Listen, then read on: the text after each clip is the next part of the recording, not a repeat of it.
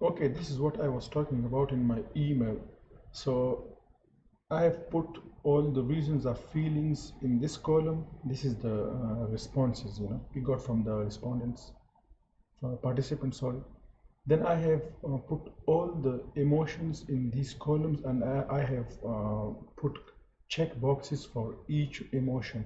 So let's say I'm a reviewer, or a researcher more. I read, let's say, let's go to this big comment, this big response.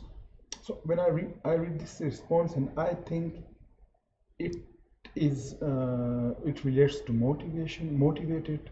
So I click motivated. Maybe it relates to safe. I click safe, and whatever applies, I look at different emotions and look at this description or this response and check all that apply. So I go all over the sheet, and check whatever emotion apply to a certain response. So even if I want to look for the definitions of different emotions during the process, I can just bring my cursor over there and I can look at the definition of each emotion. So motivated is having an incentive or a strong desire to do well or succeed in some pursuit.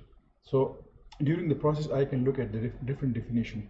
So this is the first sheet, and it's like really organized way of doing it, instead of having maybe 1 2 3 4 5 6, maybe like 14 sheets for each of them responses with 14 emotions, like 14 sheets. So then if we have 14 sheets for each emotion, we would be reading 1200 responses, separately.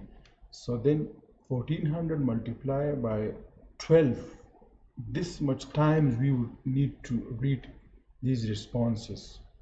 Okay, the next step is like, let's say each researcher has done his work and her work, and now we need to organize it and see if they agree or not agree on different emotions in response to different response. So the second sheet over here is like, let's say it's Dr. Angie, and this okay, I'll just copy, let's say I just copy, this is what Dr. Angie did for motivated. Yeah, this is what she thinks, which like these responses, some of them apply, some of them don't apply.